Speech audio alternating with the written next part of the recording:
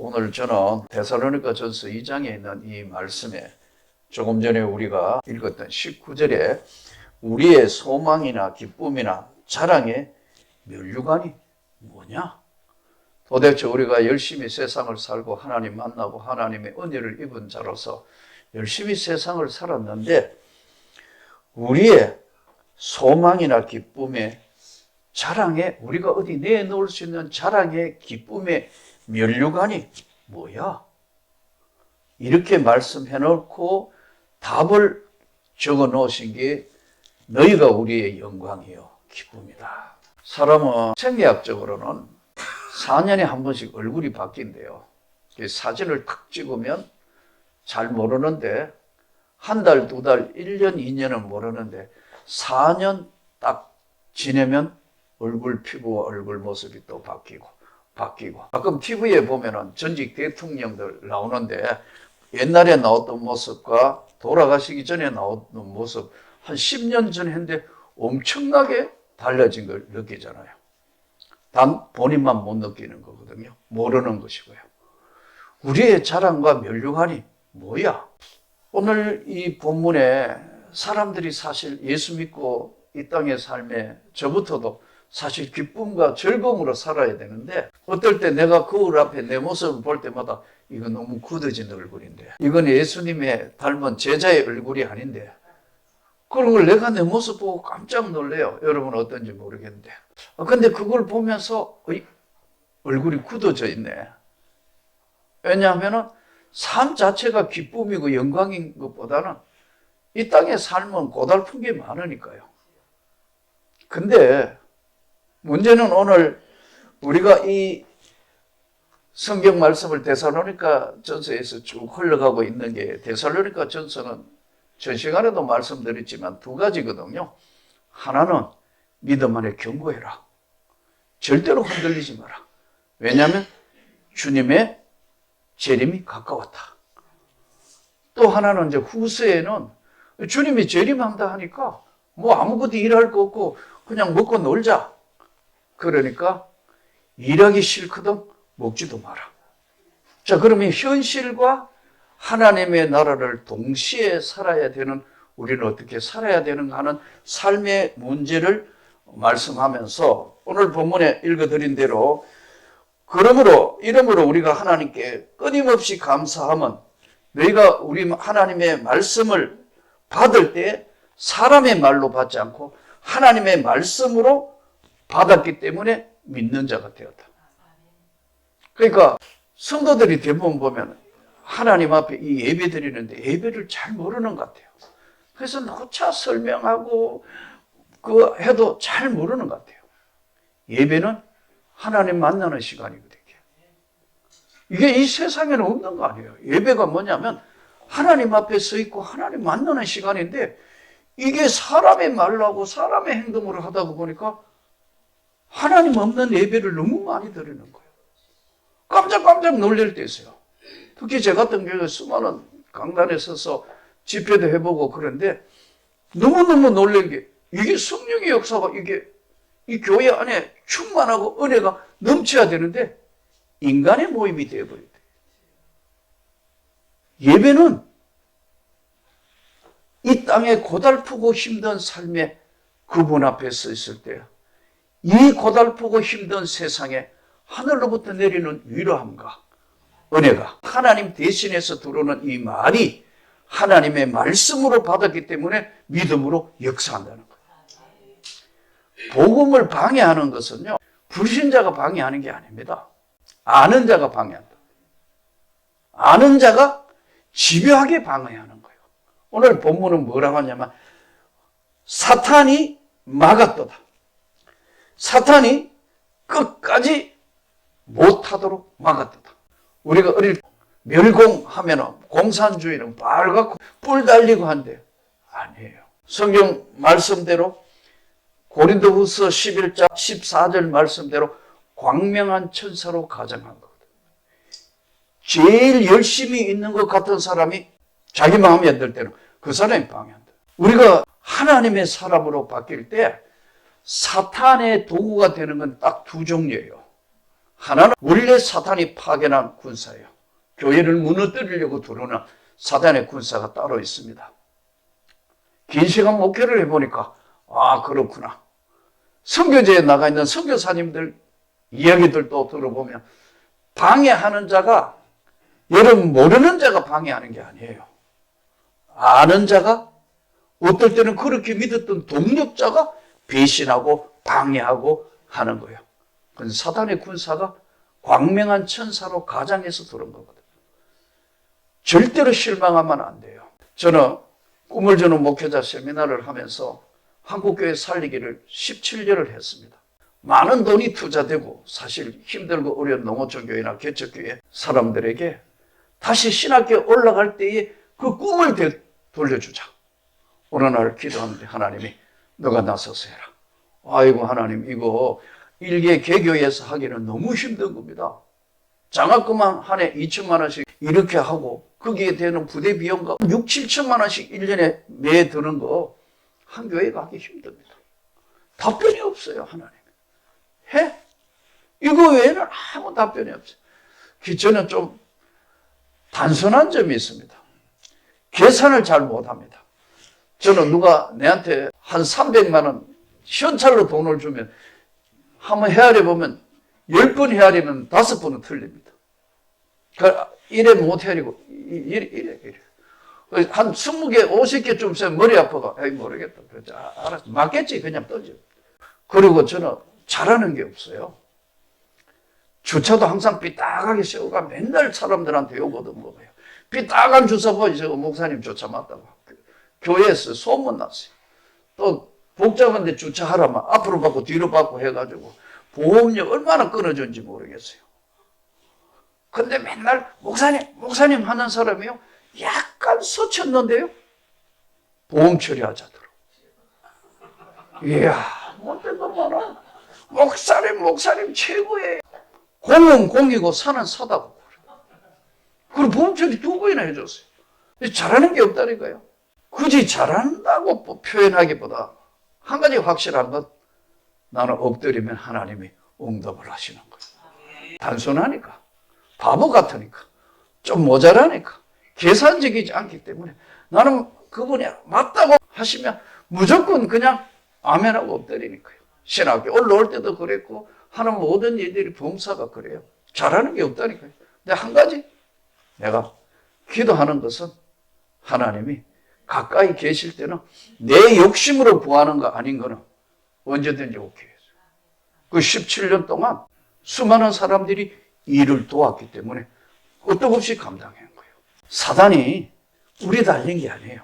광명한 천사로 가장해 오는 원래 사단이 파송한 교회를 무너뜨리고 선교를 방해하고 우리 삶을 무너뜨리는 사단의 역사가 광명한 천사로 가정에 제일 가까이 있습니다. 절대로 여러분 명심해야 됩니다. 가장 가까이 있어요. 가까이 붙어 있다고. 그림자처럼. 그것이 공격하는 거예요. 불신자가 공격하는 게 아니에요. 예전에 우리 선배 한 분이 교회를 지었어요. 그렇게 큰 교회는 아니에요. 예쁘게 짓는데 지으면서 그 권사님 담벼락을 약간 몇 센치 침범했다 그래요. 근데 그 권사가 교회를 고소했어요. 제일 열심히 권사를. 이게 무슨 일이냐, 막 제지키가 난리 났는데 사단이 광명한 천사로 가장했을 때 한 얘기가 공은 공이고 사는 사다. 그래서 목사님 머리 아프다고 이 목사 기도하면 제일 잘 듣는다며 기도해줘. 제가 그랬어요. 기도도 기도지만 목사님 이거 미리 다 준비해가지고 해야죠. 왜 그렇게 하시냐. 이거 지금 뜯을 수도 없고 부술 수도 없고 큰일이래요. 그래서 물어주세요. 악과는 타협하는 게 아닙니다, 여러분. 잘 들어야 됩니다, 지금부터. 악하고는 타협을 하면 이 다음에 또 갖다줍니다. 그래서 악은 모양이라도 버려라. 내가 진짜 이 땅 살면서 하나님의 위로를 받고 그분과 함께 하는 영광과 기쁨은 악은 모양이라도 버려라. 그래서 자기 교회 권사님하고 합의하고 물어줬다니까요. 땅을 기증해가 지어도 할 판인데 경계에서 그것도 몇 센치 침범했는데 이것이 광명한 천사로 가장한 사탄의 공격입니다. 또 하나의 사탄의 공격은요, 처음에는 사탄의 군사가 아닙니다. 그런데 교만해지면 얼굴이 바뀝니다. 주님의 성령이 떠납니다. 아까 얼굴이 굳어진다 하잖아요. 주님의 성령이 떠나면 어떻게 되느냐 하면요, 주님과 전혀 관계없는 자기 열심이 나타난다. 제일 무서운 사람이 이런 사람이에요. 하나님과 관계없는 맹목적인 열심. 자기하고 안 맞으면 공격자로 바뀝니다. 그래서 광명한 천사로 가정한 첫 번째 원래의 사단이 파견한 군사가 있고, 원래는 아니었어요. 아니었는데 이게 시간이 지나면서 점점 교만의 영이 들어가서 하나님과 동등하게 자기가 하나님처럼 되어버린 거예요. 여기서 우리가 반드시 알아야 될 것은 사탄은요, 틈새 타고 오는 거거든요. 기도의 틈이 조금만 낮아지면 여지없이 공격합니다. 여지없다. 절대로 틈새를 주면 안 되는 거예요. 사탄은 반드시 틈새 타고 오는 겁니다.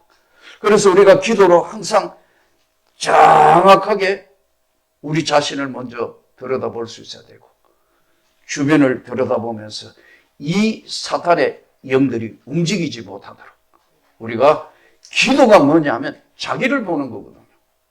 기도를 함으로 성령의 위대한 권능과 능력이 내가 하는 것이 아니고 바로 하나님이 보내신 성령이 그 악한 영들을 입을 막는 거예요. 부숴주는 거예요. 이기게 하시는 거예요. 근데 경험적으로 우리가 시간이 지나면서 우리는 우리 스스로에게 어떨 때 실망할 때가 너무 많습니다. 대부분 예수 믿는 사람들 상담도 많이 해보고 하는 분들이 제일 고민이 뭐냐면요, 예수 믿으면 잘 산다는데, 예수 믿으면 부자 된다는데, 예수 믿으면 고난이 없고 성공한다는데 왜 이 모양 이 꼴이고, 차라리 그럴 것 같으면 믿지 말고 교회 나가지 마. 이렇게 충분히 이해할 수밖에 없는 상황들이 우리 눈앞에 계속 전개되거든요. 예를 한번 들어볼까요? 어떤 분이 상담을 하러 왔어요. 목사님, 왜요? 제가 지금 우울증이 심해요. 근데 약을 먹어야 되냐, 안 먹어야 되냐, 저한테 상담을 해요. 그래서 저 웃으며 그랬어요. 아빠가 건강해요. 그러니까 우리 아빠 안 건강해요. 날마다 당뇨약 먹고 혈압약 먹고 있더라. 당뇨약, 혈압약 먹는 거나 우울증 약 먹는 거나 차이가 뭐 있어? 근데 사람들이 인식이 당뇨나 혈압이나 이거는 먹어도 되는데 우울증이라는 거 먹으면 뭔가 하나님으로부터 멀어지고 벌어진다는 생각이 잘못된 기독교 세계관을 목회자들이 심어놓은 것 같아요. 나는 그러나 당뇨든 혈압이든 뭐든 우리가 하나님이 주신 지혜로 하나님이 약을 만들게 하시고 의사와 모든 현대의학이 발전했다는 것을 우리가 믿으면 그 안에 의사 잘 만나는 것도 하나님의 축복이에요. 또 약 잘 만나는 것도 하나님의 축복이에요. 우리는 오늘 이 시대를 살면서 구약시대의 개념인 가난, 질병, 고통, 환난 당하면 하나님께 벌 받았다? 이런 세계관이 너무 강하기 때문에 사실은 이게 너무 오늘 현대 신앙으로 들어와서도 돈 많이 벌고 재물, 권력, 성공, 장수 건강하면 성공했다? 틀린 건 아니에요. 저는 예수 믿으면 하나님의 축복이 주신다는 것을 믿습니다. 자녀들이 잘 되는 축복도 주시는 걸 믿습니다. 내가 긴 시간 목회하면서 많은 사람들 볼 때 진짜 하나님 잘 믿었던 자녀에게는 그 후대가 강성하며 복을 주신 게 맞습니다. 그러나 이 복이 기준이 아니라는 거예요. 이 복이 하나님께 축복받았다 안 받았다는 기준이 아니라는 거예요. 나는 목회도 똑같다고. 그래서 꿈주시 할 때도 개척교회 하거나 농어촌 교회 목사님들에게 여러분이 대교회 목회자들을 부려할 필요가 없다. 받은 은혜대로 하면 되는 거다. 받은 은혜대로, 받은 섬기는 대로 하면 축복과 영광은 오늘 본문 그대로 우리의 영광과 기쁨이라 하신 하나님 앞에 부끄럽지 않는 삶이다. 만일에 요즘 제가 보니까 우리 한국 교회가 자꾸 흐트러지는 모습이 뭐냐면 좀 교회 큰 교회 하면은 난 큰 교회 목사들도 많이 합니다. 또 뭐 만남도 많이 하고요. 근데 이게 기준이 성공이라면 세상과 뭐가 달라요? 아니 그보다 더 심한 거 숭배한 거는 가장 불쌍한 영혼 아니에요. 성공이 아니잖아요. 이러면. 이걸 뒤바꿔 놓은 거예요. 그래서 오늘 데살로니가 전서 2장에는 확실하게 이야기합니다. 저와 여러분이 신앙생활과 하나님 앞에 섬기는 최선을 다했으면 영광이요 기쁨이다. 그걸 바라보고 우리가 힘을 얻고 이 땅에 땅을 보는 게 아니고 이 땅에 하나님의 나라를 보면서 오늘 분명하게 말씀하시기를 사단이 막았다. 그렇지만 너희가 우리의 기쁨이고 영광이라는 사실을 우리가 가슴속 깊이 새기고 어려울 때 기도하면서 하나님께 영광을 돌릴 수 있기를 축복합니다. 어제 어떤 분이 밤늦게 전화가 왔더라고요. 다른 교회 권사님이에요. 이분은 중소도시에 사는 분인데 손자가 이름 모르는 병이 걸린 거예요. 저녁만 되면 눈을 까디짓고 뒤틀어지는데 밤만 되면 그렇게 귀한 손자가 뒤집어지는 거예요. 내 손자예요. 3살짜리가 낮에는 잘 놀아요. 밤만 되면 뒤집어지는 거예요. 누나를 까디집고 막 이래가 난리가 나고 병원에 가보니까 간질인가 싶어서 가보니까 간질도 아니고 병명을 모르는 거예요. 이거 저녁만 되면 이러니까 이 불안하게 짝이 없는데 그 권사님이 진짜 기도자예요. 그래서 이분이 어떻게 알고 저를 찾아왔어요. 금요 기도하는데 막 수많은 사람 모여서 막 금요 기도 막 하는데 이분이 기도하는 사람이 알지 않습니까? 진심으로 하나님 앞에 엎드려 통해 자복하며 기도하는구나. 저분은 우리가 처음 은혜 받았을 때 그랬잖아요. 근데 좀 시간이 지나고 나면 금요기도에도 습관적으로 기도하거든. 주야 막 하고 언제 끝나지 가만히 있어봐. 지금 11시 다 돼가나 안 되나. 시간과 공간을 초월한 기도가 하나님 앞에 엎어져야 되는데 점점점 기도의 호흡이 짧아지고 은혜의 세계에 붙들리는 힘이 적어드니까 없는데 외부에서 온 사람인데 딱 보니까 진짜 하나님 앞에 매달려 기도하는 거예요. 그래서 단방에 눈에 들어왔으니까요. 끝나고 왔길래 기도를 해드렸어요. 여기 계속해서 교회에서 교회당에 다 가도 기도해도 되냐고 묻더라고요. 되고 말고요. 밤 늦은 시간 되거든. 이 게스트하우스에 들어가서 주무시고 그렇게 하시죠. 근데 새벽 기도 나왔는데 그대로 기도하고 아침 돼서 가신 거예요. 목회를 오랜 시간 하면서 그런 경험이 처음인 것 같아요. 와서 다시 아침에 와가 탁 엎드리는데 손 얹어 기도하는데 기도가 쑥 들어가는 느낌이 들었다. 단방에 내가 선포했어. 네 믿음대로 나왔다. 근데 이거 선포하는 게 굉장히 불편해요. 왜냐하면 안 나오면 내가 어떻게 되는 거야. 네 믿음대로 나왔다. 이걸 자꾸 하나님께서 그런데 주시는 말씀이면 틀림없을 것 같아. 네 믿음대로 나음을 얻었다. 나은 거예요. 나왔다고. 또 어제 또 전화 왔다. 이게 3, 4년 지내가 애기 이번에 초등학교 간다. 어때요? 하니까 알더라고. 보통이 아닌데 그 위에 한 번도 일이 없다. 현대의학으로 고칠 수 없나?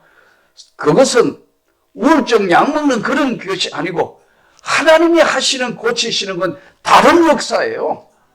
우리가 오늘 또 너희가 우리의 영광이요 기쁨이라 절대로 세상 성공이 기준은 될 수 없다. 너희는 먼저 그의 나라와 그의 의를 구해라. 그러면 이 모든 걸 더하여 주시려는 주님의 말씀을 붙들고 다시 세상에서 승리하기를 주 예수 이름으로 축복합니다.